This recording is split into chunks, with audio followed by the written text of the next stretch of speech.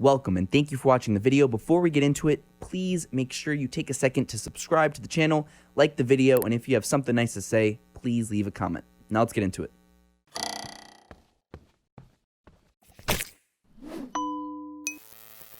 And we're live. Pam, thank you so much for taking the time and coming on my show today. It's a pleasure to have you on, and I'm happy you're here. Thank you so much for having me. So I told you a few seconds ago, is there a little tidbit, a little something that the world doesn't know about you from what's already on this big world wide web? I mean, I was debating with going with two things, but I think I'm just going to go with most people think I'm super social and that I'm like friends with everyone and I want to be in the whole scene, and I'm the biggest introvert and I'm pretty antisocial and I don't go out at all and I'm totally to myself. So. Wow. Have you always been like that? No, I actually didn't know myself for a long time. So I was chasing what I thought I was supposed to be doing. And I was super social and out there and everything. And there was just a time when I realized it wasn't for me, but it took a leap of faith because it's scary to like, one, change yourself or go back to your true self, actually. And two, to not follow the herd and not do what the crowd's doing. You feel like not just FOMO, but like, what's wrong with me? And as I started to grow myself and do more internal work, I realized actually it's what's wrong with everyone else. No, I'm just kidding. There's nothing wrong with me. So what were you like before? I mean, what age period are we talking? So we're talking like teenagers in my 20s, early 20s. And I was out and about. I was always hosting the parties. I mean, even growing up, I grew up in a city, and my parents would go out for night or for dinner, and I'd have like all these random people over. They'd find beer caps, whatever, and stuff like that. And I was just always in the mix. And then even in my early 20s, I got engaged really young, and he was that kind of a guy. So I took that on also. But it just started to drain me. And I realized that it was draining me. And I'm like, I don't actually think this is the person I am. You know, maybe it's the person that I thought I was, or that I was taught I was supposed to be, or the examples and models around me were. So yeah, I don't know the last time I went out. Right. So would you define that as I guess an early midlife crisis? I mean, midlife crisis is such a cliche term. I don't know if those are the words I would use, but I would say it was part of my spiritual evolution. Say more. The words, I guess the words spiritual evolution hold different meaning for different people. For you, what does that mean? I think getting in touch with your soul and your inner self is, developing spiritually. And so I would say in my late 20s, I really started to connect with something inside of myself, not sure what it was, not sure what I was doing, starting to meditate, not understanding why, not even liking it. I hated it. I was like, oh my gosh, I just have to sit here and listen to these thoughts about myself and what's wrong with my life and what's going to happen and what ifs and expectations. But I just kept on the journey. And I think that was where the transformation occurred. Through those early years of really pushing through, even though I didn't like it, I also knew I needed something else and there was something else out there for me. Now, was there one big moment that you realized, okay, I need to change, or this is not really me? Like, how did that process go? Micro moments. And when people say they had that aha moment, I believe them. And I believe that there was that aha moment for them. But I also believe there were these little mini moments leading up to that big moment. So I had lots of big moments, in my life that have created transformation. I had, getting married, getting divorced, being a single parent, losing my parents. Those are all big life-changing events that definitely woke me up in certain ways. But if there weren't little things along the way, then those big moments wouldn't have been able to happen because I wouldn't have been aware enough. That's how I feel. Are there some smaller moments that stand out to you as meaningful or in that path? There's everything from like I just like wrote a blog about what I would give to my former self if I was 20 years old now, what advice I'd give to myself, and thinking about I was so sick of hating myself. I was so sick of being insecure. I was so sick of my low self-esteem. I was so sick of constantly questioning every single thing about that. Now, that's not a big moment. I just got sick of hating myself. So that was like a small moment over time. And so it got so tiresome. And so it wasn't just about hating myself, be so focused on myself. Like, who am I? I'm a blip in this world. I'm like this tiny blip. And I'm so focused on, ooh, should I wear that? Or should I wear that? Or what if my hair doesn't look like this? Or what if my face doesn't look like that? Or my body? And I realized no matter how in shape I was, how attractive I was, how many times people told me I was attractive, none of it mattered, because it's all about service, in my opinion, and what you're doing for others. So I got sick of myself, and that's a small moment. So that was a very small moment. That wasn't a catastrophic, life-changing moment. And I think those catastrophic, life-changing moments, well, not catastrophic, but those life-changing moments can both be positive or negative. It doesn't have to be a negative thing that wakes you up or makes you feel a certain way. So that would be like something small. So how does someone go from hating the way they look or feel or X, Y, and Z to then not anymore? I think it's a long journey. And I will credit my kids to a lot of this. I have 3 unbelievable kids. How old are they? 2 are 18, freshmen in college during COVID. Where they go to school?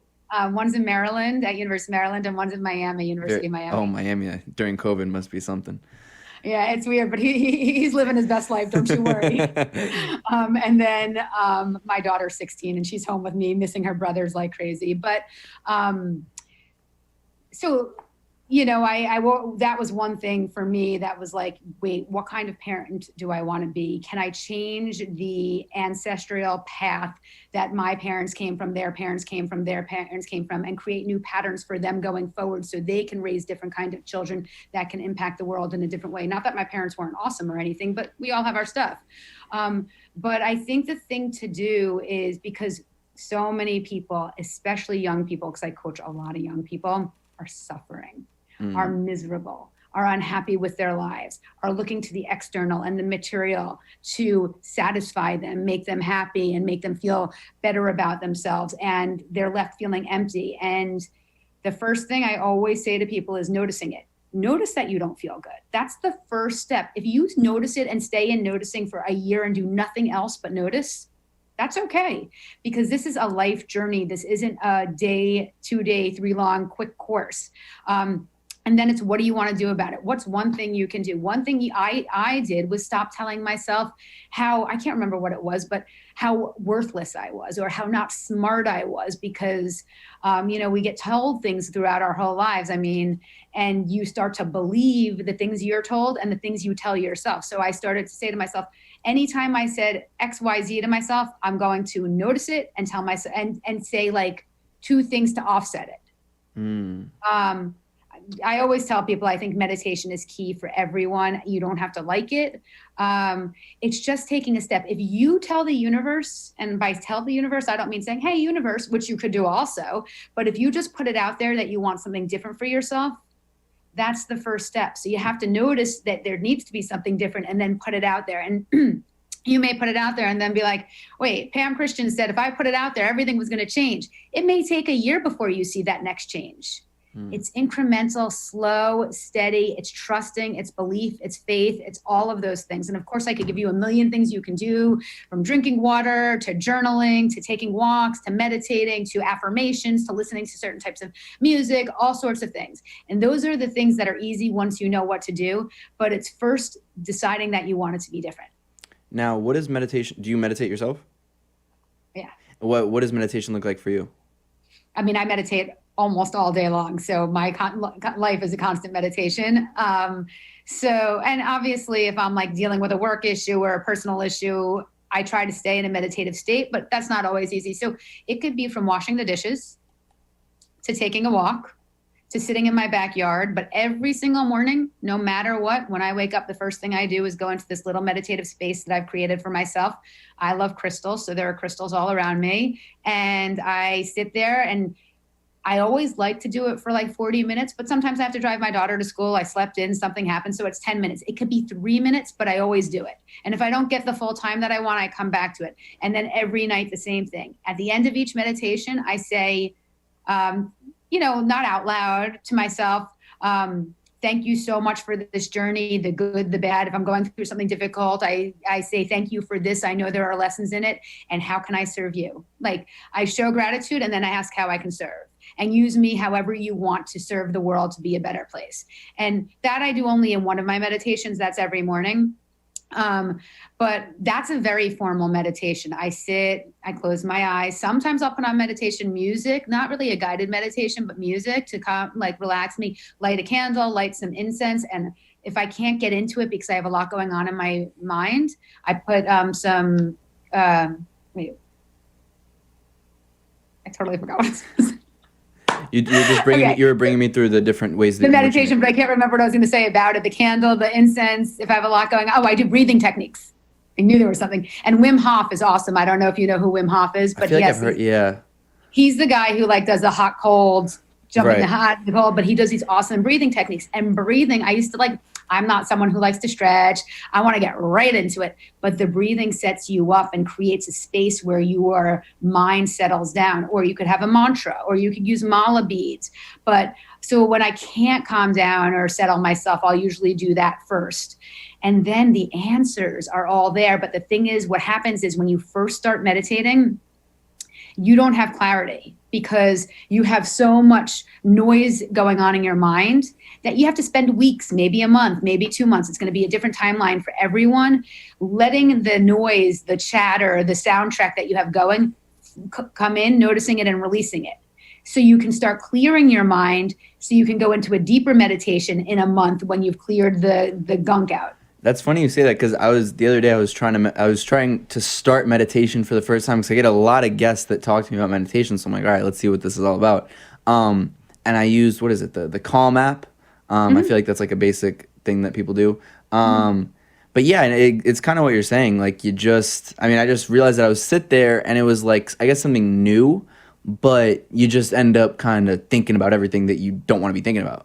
You know what I mean? You have to, because you have to release those thoughts. They're going to stay there. So you have to it's the first layer. So you have to be okay being uncomfortable with those thoughts. And if you find yourself having a thought that you don't like, and then there are 100 arms of that thought with 100 other thoughts coming from it, you have to just notice it and stop it. So you say, okay, this thought's here. I'm going to let this one go. What's the next one? And then the next one comes in. And you didn't try to meditate, by the way. You meditated. You meditated. You may have not got the results that you wanted because you have expectations about it. But if you sat there and you put yourself in the situation, you did it. So that's what you should be saying to people. I meditated the other day. That's what it is. And also, I hope you don't mind. You can edit this out if you don't like this. But you said, Calm, I feel like that's what everyone does. It doesn't matter what everyone else does. You know what I mean? Did you like the Calm app or no? It's a little weird to use, I guess, in the beginning. I haven't really gotten used to it. Okay, maybe try something else. Maybe go on YouTube and say relaxing meditation music, theta waves. They're all different things. So just because everyone else likes Calm app, I don't like the Calm app. Oh, okay. I think it's great for people who it works for, and that's awesome, but it would never work for me. What's the best? Do you use any app or I guess I don't use an app. I go on YouTube. Okay. And so it depends what your goals are. So I'm pretty deep in my meditation now. So I want abundance, I want manifestation, but it takes time to get there. So I'll usually do stuff like that, manifesting my best life, but you could just go on and there's something called alpha waves, beta waves, theta waves, gamma waves. Theta waves are really cool. It's like binaural beats. So it's kind of got this little thing to it. But what it does is it massages your brain. So even if you're not loving it, it's giving your brain a massage while you're meditating. And you don't even need to be listening to the music. It's kind of just,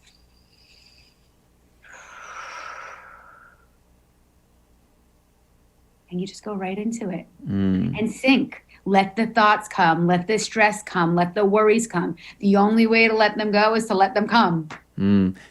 Have you implemented these methods with your kids? Yeah. And right now, my daughter, I don't know if she'd mind me saying this, but she's not that into it right now. And that's okay because she has the tools for later on. But 3 years ago, she would do it with me. Each of my kids at varying times of their lives have embraced it. My son, who's really into health and wellness, recently has just got up early to meditate for 15 minutes every day. So throughout their lives, but I've done all this stuff, affirmations, so that when they do hit a hard spot, they know where to go. They have a toolbox and they know what tool to pull out. Now you said earlier that a lot of your clients are younger, and that, and I guess I'm one of those younger people, that we're suffering. How or I guess in your observations, how are young people suffering these days? I mean, it is my observations, but it's what they're telling me. First of all, social media is Right. really Have you watched The challenging. Social Dilemma? I started it and I couldn't do it. Oh, I why? will. I will watch it, but I just wasn't in the headspace for it. It's intense Yeah, and it's disturbing and it's very. upsetting. And so I have to, like, I try to keep my vibration really high. So that's a great example. I'm not saying that Social Dilemma would do that to you, but I stay away from anything that's going to drag me down. So I don't follow like this political stuff. It's not that I don't watch anything or know what's going on, although my kids usually give me the information. They're like, Mom, are you living under a rock? I'm like, yeah, and I'm happy there. But like, you can't be so clueless. You have to be in the world, of course. But like, I don't need to put on the Social Dilemma if I feel like it's going to be depressing and ruin my night. There'll be a time where my energy and my vibration is high enough that I have enough reserves that it won't impact me. But I started it and I realized where it was going. And I was like, right now, I can't do this. And so it's the same thing with my Instagram feed. I have a lot of friends that I follow. They are all muted. I do not need to see what they're doing. I don't care. All I have, and that's not muted, is positive stuff. All that I have is stuff that's just not just positive, but going to drive me. And it doesn't mean that I don't experience negative or bad times. I'm going through a really rough situation right now, and it's very painful for me. But especially when I'm going through a rough situation, I want the positivity around me to uplift me. I don't want to sink into it further. But do you ever feel like sometimes, I guess with regards, personal stuff, that's one thing, but maybe with regards to the rest of the world, do you ever feel like shielding yourself is, that there's a negative effect of, muting some of the accounts that might have some negative news? I mean, because then it also, I guess, in a sense, doesn't show you fully what's going on in the world. So first of all, I didn't answer your question about why I think the younger people are suffering. So if you want me Okay, to get yes, back to that, after, I will. for Okay. sure. And so like, I think there's different levels of consciousness and awareness. And I am very aware of the world that's everything is based on the physical. Everything is based on what we see in front of us, what the news tells us. I don't even believe half the news stuff. So you want me to put on the news to see what's going on and then have to filter out which is true, which isn't true. Wait, should I get worried about this? Should I not get worried about this? I'm not saying I don't watch the headlines. I'm not saying that I don't quickly go on my phone and see what's going on. And if there's something like, this is like obviously I know that Donald Trump tested positive. And obviously I know how he's handling that. Like, I know, but I don't want to dig deep into any of that because I already know. I've read this story before. You know what I mean? Like, and he's just an example. Like, there are a million examples, and it doesn't matter if I like the person or don't like the person. And like I said, my kids give me enough of the snapshots. But no, I don't feel like I'm out of touch with what's going on in the universe. I knew when COVID hit, I knew I needed to stock up on toilet paper and paper towels and that my kids needed to come home and be home. Like, I'm aware enough, but I'm not living in that space. And what I think happens is that people sit there and scroll and scroll and scroll, and they spend more time there than they need to. And any self-help, self-development stuff you can read will tell you to do a news detox. If you don't watch the news for 6 weeks, you're not going to miss that much. I mean, unless it's like the day the election is decided. But you'll be hearing or when it a from your pandemic friends. hits. Yeah, exactly. But we'll be hearing it. So it's like, I hear enough of it from people. So now why are kids suffering? Okay. So, well, social media, I think, is a big thing. I mean, the amount of fake stuff that people put on, just so everyone starts thinking everyone has this life. And even though they know in the back of their mind it's not true, it's like they question it and our unconscious takes over and starts believing it. But also, people aren't outside as much, so you don't connect with nature. The things that are valued today, and I'm not even saying they're not valued for the people in my age group too, are not things that matter. People are not in touch with who they are. They're too busy impressing. They're too busy showing off. So they've lost their sense of self. They don't even know what they like or don't like. They go do these things. You maybe, I don't know, go and do these things and don't say no because you don't want to go. You don't want to hurt someone's feelings. You don't want to be the outsider. So you're constantly compromising your integrity and who your true self is. And when you do that, you lose yourself. And when you lose yourself, you can't be happy. So You feel like, so social media is definitely number one.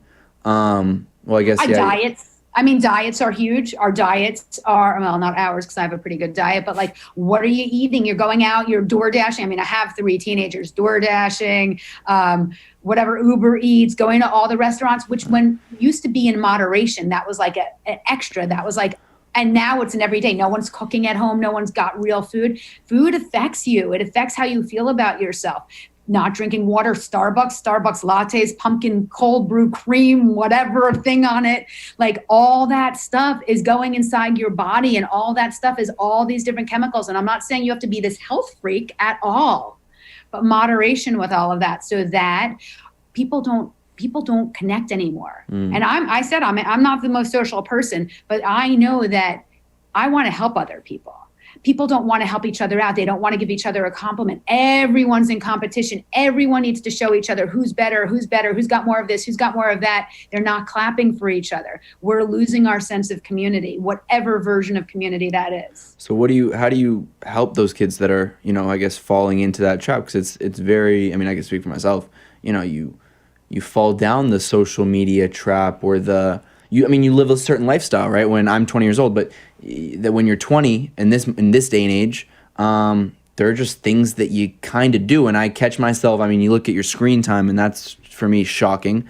But, I guess for someone like yourself who has the experience and has different clients, to the kids out there listening, what do you say? Well, first of all, it's discipline. You're all about instant gratification. So it's not going off Instagram for a day. It's saying every Monday, I'm not going to be on Instagram, no matter what, for the next 6 weeks, and sticking with it. And when you don't stick with it, you're failing yourself. You don't have self-respect and you don't have self-love because you're deciding not to give that to yourself. And you're like an addict and you're getting that next, whatever fix. And so discipline is huge, and saying you're worth it. The other thing is loving yourself. But what do I do with my clients? My clients, we unpack a lot of stuff. So what's possible for you? What do you want your life to look like? What are your values? We start unpacking that stuff and figuring that out and seeing if it's in alignment with where they are now. And if it's not, then how do we get back into alignment with that? Because sometimes people don't even know what their values are. How can you be living a good life if you're not living by your values? And how can you be living by your values if you don't know what your values are? Values are huge. And then we talk, we get into who are you trying to please? Whose expectations are you trying to meet? And most often, it's not your parents and it's not yours own. It's society's. It's the message you've been given so subliminally over all the years. So then we have to figure out if those messages really resonate with the people, with my clients. And it's work. It's a lot of work. And it's a lot of crying and a lot of deep, dark trauma. Not trauma always, but just going to deep, dark places. And what is ultimately, speaking of social media, you feel like for a 20-year-old or teenager, the best way to balance it? Like you talk about, okay, Mondays I don't go on Instagram, but for a lot of people it might be, it's a daily thing for I think 90% of the population. Yeah, I think you're right. 98. Yeah. What do you feel like is a good balance for a 20-year-old individual? I think it's each person's different. So let's say you're on Instagram 8 hours a day, which you can find out by looking at your screen time, like you said. How about 6 hours a day? How about 5 hours a day? How about, 7 hours a day, I meant. You don't have to make a big step. Just maybe it's 8 hours that you do every day, do 7.5 hours. Just choosing one thing to make it a little bit different. And then when you get to 7.5 hours and you're doing that pretty steadily, maybe 7 hours. The difference between 7 hours and 8 hours is ridiculous. It doesn't matter. You don't need to be on for 8 hours. You could be on for 7 hours and that be enough. Choosing something to replace it. So instead of having your phone in your hand, where's that book? What do you want your future to look like? What do you want? Do you want to have an amazing career? Do you want to be out hiking every week? It doesn't matter to me what it is. And how are you going to get closer to that? And what's going to bring you to get closer to that? So let's say you want to be outdoors every weekend, which I don't think most 20-year-olds do, but let's just say that's what it is. I fall into that category. Oh, awesome. I love that. That's cool. Okay. So, and you want to be on Instagram and you're willing to do 7 hours instead of 8. So on Instagram, start following Outdoor Appalachian Trail Club. You start following things that resonate with outdoors. What is it that you like about the outdoors? What kind of outdoors do you want to be in? So start putting that on your feed, and a lot of that. and that'll pop up, and so will your friends. But it'll be subliminal, like just like society subliminally trains us to want Starbucks or to want Chick-fil-A or whatever those places are. I don't know why I'm doing food, or shop at a certain place, or all the girls go to Sephora or whatever it is. You can subliminally train yourself to want something else. So if you start just following all these different accounts that are full of that, that's what you're going to see all the time. Now I have another question for the young people. Do you notice that this social media age, and you're from the life coach standpoint, do you feel like it's between girls and boys? I have my opinions, and I have a lot of friends that are girls that I could tell it affects way more than it will for boys, but you have a very different angle than I do. Do you see that social media puts way more stress, if you will, or social anxieties on females than it does for males? I think the males are impacted a different way. How so? So I think, yes, the answer to your question is yes, but I think the males are impacted just as much. These girls are pressuring them to be in these pictures. These girls are pressuring them to act like they're in relationships, or if they are really in relationships, to present it to the world. If you're really happy, why do you need to show it to everyone? Hey, I'm a big proponent of that. Of putting it on? No, of not. Exactly. Yeah, what's the point? Yeah. Exactly. Why do you need to? I think the guys feel they have to take care of these girls who are freaking out. Oh, this person didn't like me. I think the girls put a lot of pressure for the likes. I think the guys, this is like not a difficult thing. I am all for equal everything for women. I am women. I love women. I'm all about women power. But I think what's happened is that we vilify our men, and we've put them down so much and made them so the bad guys that how could that's what we're expecting from them. How could they ever rise to the occasion, rise to who they're meant to be? And we also have been raised to believe these guys, they should take care of us financially. They should be these heroes, knight in shining armors. You guys are just human beings like us. You're just doing the best you can. And you're doing the best you can when you're told not to have emotions and not to feel things. So I think it's equally impactful. It's just different. And the girls cry about it more and show it more. And the guys hold it inside. And it's not the same kind of impact like, ooh, I wore this and the guy wore that. And he looked better. His arms were bigger. I think it's more a different kind of impact. Now, there's something else that I've also noticed, speaking of guys versus girls in this perspective, but a lot of, I know a couple different people who are starting their, coaching business online or whatever it may be, and I noticed that at least for what it seems like, it's mostly, if you're looking at the younger population between say 18 and 22, it's mostly young men that go towards getting a life coach or whatever you want to call it, rather than young girls. Would you, in your experience, that fall true? I think that's interesting that you say that, because I always wondered, most of my clients are men. I mean, if you look at my Instagram following, 80% are men. Wow. That's a big percentage. I'm trying to balance it out a little bit. I think it's actually 75 now. But why is that? Like for me or just in general? But yeah, for you or in general, or why do you think? Go ahead. I think for me, it's because I might be a little bit more relatable. I've always leaned more in the direction of being a little bit more chill and laid back, and I have my female friends, but getting along with guys too. So I can see their side, I think, is what it is. And I can see how difficult it can be. And then in general, I think it is because our men are suffering. And listen, I say our men, I have 2 sons, and I have a daughter. I get all sides of it. The girls don't get what they need from the men, because the men have been taught they have to be emotionally vacant. They to have emotions is weak. And I truly have raised my men to go be the best men, my boys, my sons, to be the best men they can be for themselves, because when they do that for themselves, they're going to be the best men for their partners. 100%. And I just think that guys are broken down. And they don't know what to do, and they don't know where to go. And therapy is kind of off limits, because therapy is kind of lame and weak for a guy. But a coach sounds a little different.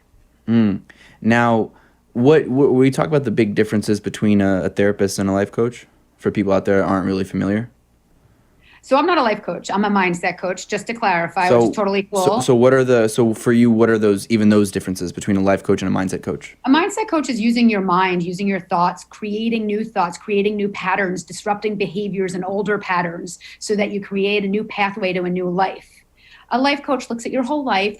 They're both great. Nothing's, and kind of wants to evaluate it. But I think the difference between coaching and therapy is coaching is all about moving you forward. And therapy, and this is my opinion, again, people are going to have something to say about it, but it's all about moving you forward and what are we doing to move you forward and looking forward. And therapy is unpacking past baggage and history. Not that you don't do that in coaching, but that's the focus in order to get you comfortable with your life where it is now, or maybe, I don't know, maybe to move you forward too, but there are different focuses of how to get there. We both want the same result. We want our clients to be living their very best lives. I think it's interesting you say that there's a difference between life coaching and mindset coaching. Like in my mind, those are synonymous just because I feel like without the right mindset, you can't move on in your life. You know what I mean? But I think that it's interesting to hear you say that because, especially in this day and age where I think people talk about mental health more and what goes on in the mind more, they're different people for different aspects, right? I mean, do you notice that, especially more in the modern day, that over time that it's developed to have a mindset coach, a life coach, a therapist as all different things? I think 40 years ago, you'd say, yeah, it's a therapist and you're done. Well, and I think there's a great point there too, which is if we need all those people, we are suffering. Like if we need all those intricacies and all those detailed, like this very niche type of focus, which I think is great because it works for me because it's what I do. But people really need help because the world is not working right now for people. We are not in a good place. I don't care what your age is. And I'm not saying like I'm in a great place, even though I'm going through a difficult situation like I just told you. I'm in a great place, but overall, we're not in a healthy place. And it's crumbling in front of us. We're watching it.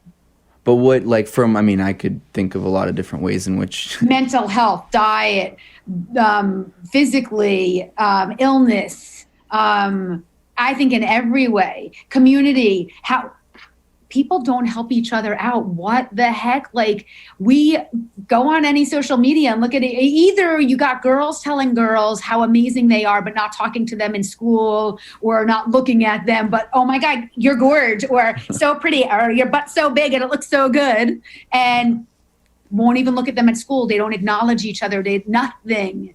And then to your neighbor needs help. And you kind of know that they need help. They're older, but you just don't go over and ask if they need anything.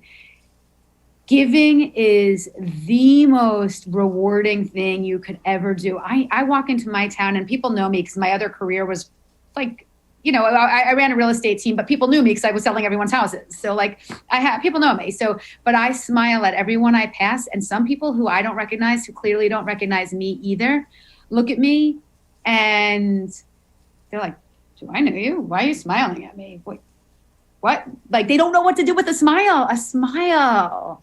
It's so sad. And do you feel like, are you optimistic about the trajectory? Do you feel like it'll go up, down? What do you think? Of course you're optimistic about it. You know why? Why? Because I can impact it by who I am, who I decide to be. And you can impact it. And there are enough people in our world right now that are trying to impact it. So I can't look to someone else to do anything, but I can look to myself. And as long as I keep doing something, we each have a ripple effect in other people's lives, even with a smile. You don't know what you just did for that person's day, even if they were like, that's weird. Why is that random woman smiling at me with her big goofy smile? Now, in terms of growing, because I feel like this is something I was even talking to with my my beloved studio producer over here, Josh, before. It feels Hi, Josh. that there's a lot, I mean, even look on social media, a lot of people these days want to be either life coaches, business coaches, mindset coaches, everything coaches. And sometimes it's hard to sort through like the fraudulent ones and the real ones. And I think that, there's a lot of great ones like you, and there's a lot of ones that, maybe self-proclaimed to be. How do people out there really, if they're looking to improve their mindset or their life or whatever it may be, what are some things for them to look for when gauging, okay, is this the right person that I want to be taking advice from? First of all, like, I think that's a great point, and that's any industry, right? Right. There's the 80-20 rule. So like, but the first thing you need to do is get in touch with yourself and figure out what it is you're looking for. And then what I find, not just in my industry, but my old industry too, is like people just say, okay, like, okay, I'll hire you. When you get off the phone and have your initial conversation, did that feel good? Did you like the person? Or did you just say, okay, I made my first phone call. If I spoke to someone, she seems like a decent coach, so I'll hire her. What's her credibility? What kind of schooling did she have? What did she go through? Like, usually I'll share a little bit, not too much, but a little bit about my life, because the way I got to coaching was through my own trauma, my own adversity, my own challenges. And that's how I wound up here. And so but you have to get in touch with your inner voice and your intuition.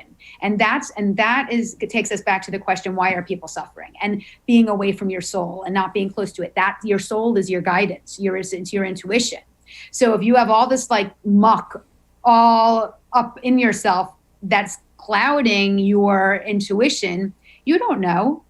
So before you get on the phone call, think about what you want from the call. Think about what you're looking for. And then when you get off the phone call, doesn't have to be a meditation, but just sit for 2 minutes. How does your body feel? Is your heart racing? Are you anxious? Are you overly excited and like manic? Because maybe that's not good either, because you're just excited about the prospect. And then like basic things like, do they have certification? How many years have they been doing it? How many clients do they have? Do they have references? But that's more when you were talking about like the news. Do you miss things? That's more your basic 3D, like your basic level stuff that you just need to do. It's the other stuff that will really help you, the intuition, the connecting with yourself and seeing how it felt for you.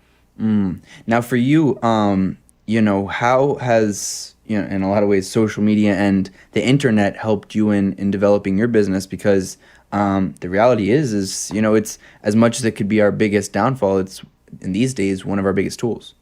I mean, it's been great for me in all areas, but, and I did have a little rabbit hole that I went down one time, and I'm glad I did, because I got to see what my clients go through.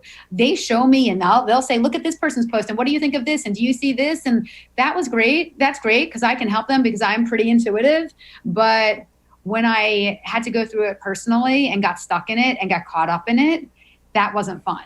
So I had that experience. But other than that, and I welcome that. I think that's good. But other than that, I think overall, it's been an amazing platform. They've all been amazing, platforms, LinkedIn, Facebook, Instagram. Instagram's my baby. But all of them have been like awesome for me. Now for you, how do you, continue growing your brand, your business, your podcast, your everything on a daily basis? I mean, well, there are a few things. First, I have faith. So besides doing anything, I'm on a mission. I'm not loving putting my face everywhere. I do not love being on videos all the time. And so I know there's something bigger than me that's pushing me to do this, that if I want to stay aligned with my soul's purpose, I have to do this. So there's that.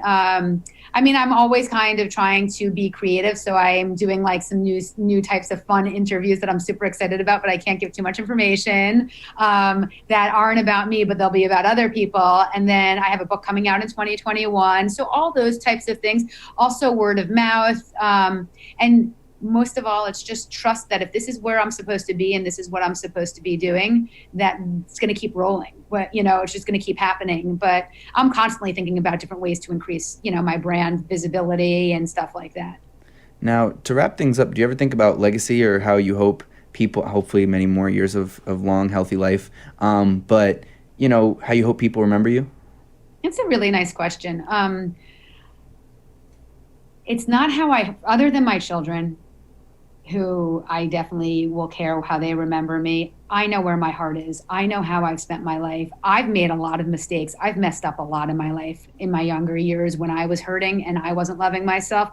I've made amends, whether I've spoken to people directly and apologized or did it through meditation or energetically. And I can't control what anyone else is going to think or what my legacy is. I have to trust that every day when I put my head on my pillow and I go to sleep and I feel good about my day and what I've done, that's going to show. And if it doesn't, I only have one person to contain with at the end of the day when I am at that place where I'm no longer going to be here. And if it's not a person, but that divine being is good, I'm good. Beautiful. People can follow you on Instagram at Pam Christian with 2 N's at the end. The Juice Podcast, they can check you out. And then I believe your website is the pamchristiangroup.com. Is that correct? You got it. Beautiful. And is there anything else that the masses out there need to know about where they can find you or listen to you or? No, that's all good. But I just want to say to you, thank you so much for having me. And if there's anything I could ever do for you, you can always reach out. Beautiful. Thank you so much for taking the time today. Thank you. Have a good night. You too. Bye. Thank you so much for watching. If you haven't done so already, please make sure you like this video and hit that subscribe button, and also follow me on Instagram at felix.levine to stay updated on all new content as it comes out.